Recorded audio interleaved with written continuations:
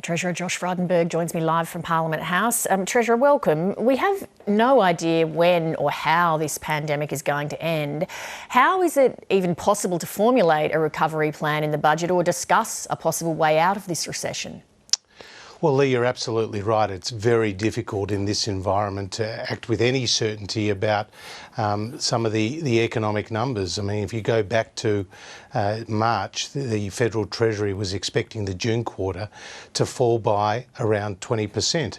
Back in May, they said it would fall by around 10%. Today, we saw the June quarter GDP numbers fall by their largest amount on record, namely 7%. So how do you frame the budget then? It's a very difficult environment, and no less an authority than the Governor of the Reserve Bank has said how difficult it is to forecast in this period. But the key part of our policies have been to ensure that they're demand-driven and that they can respond to needs. So take the JobKeeper program at $101 billion. It can respond and it can flex where there is greatest need. So in the case of Victoria, we're going to see more people on JobKeeper in the subsequent months than from all the other states and territories combined. And that's a reflection of the economic hardship being experienced by Victorians right now. Are you going to go ahead with the planned tapering to income support from this month? Well, the program was always meant to be transitioning over time. Initially, JobKeeper was legislated for 6 months. But circumstances have changed quite a bit since then. And that's why we responded by expanding and extending that scheme for another 6 months. And at $101 billion, it's the biggest economic support program that has ever been undertaken. But is it the time to start tapering?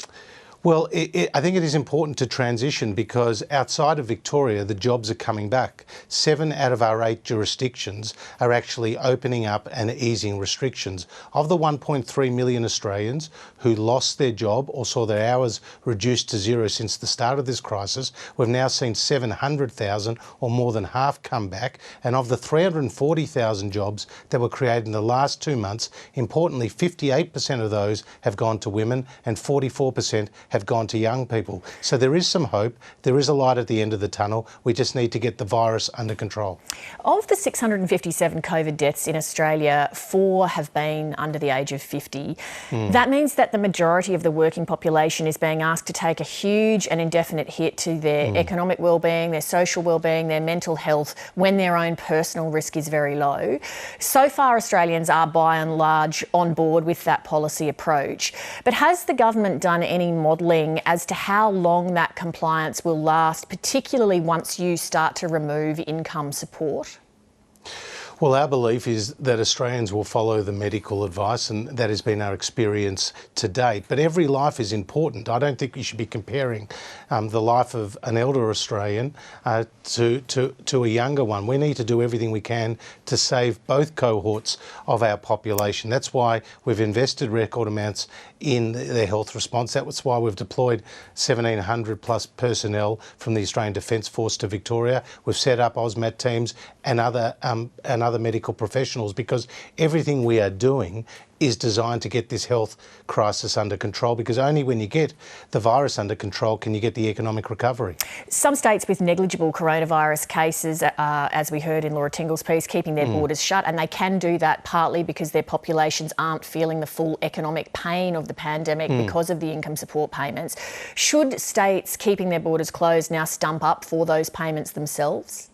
Well, states need to spend more, and they're not my words, they're the words of the Governor of the Reserve Bank. He told National Cabinet, he told the state and territory treasurers that they could contribute an extra $40 billion or 2% of GDP over the next 2 years, because so far our response has totaled $314 billion or equivalent to 15.8% of GDP, whereas the state's response has been $48 billion or around 2.4% of their gross state product. So there's been a big difference between what we've invested in and what they've invested in. So I think all states, regardless of whether their borders are open or shut, should be doing more, investing in infrastructure, investing in social housing, providing payroll tax and land tax relief. Since there is no vaccine or cure yet for coronavirus, doesn't the former Prime Minister Tony Abbott have a point that there are difficult conversations that need to be had about what is a manageable number of cases and, by inference, deaths in the community at any one time? I look forward to you getting all the hate mail for for making that comment about Tony Abbott. I mean, the reality is, Tony Abbott's entitled to his own views, and we heard from two other former prime ministers this week from the other side of politics. I mean, we need to just manage their health response as best as we can, and that's what we're doing. But with Tony Abbott's remarks, regardless of how he framed them, at the core of it is the point that if we wanted zero deaths from coronavirus, we could lock everyone up indefinitely. If we didn't care, you'd let everybody out and they could do whatever and you'd go for herd immunity. Presumably we have to land somewhere in the middle of that. Isn't that a conversation that needs to be had about what that looks like?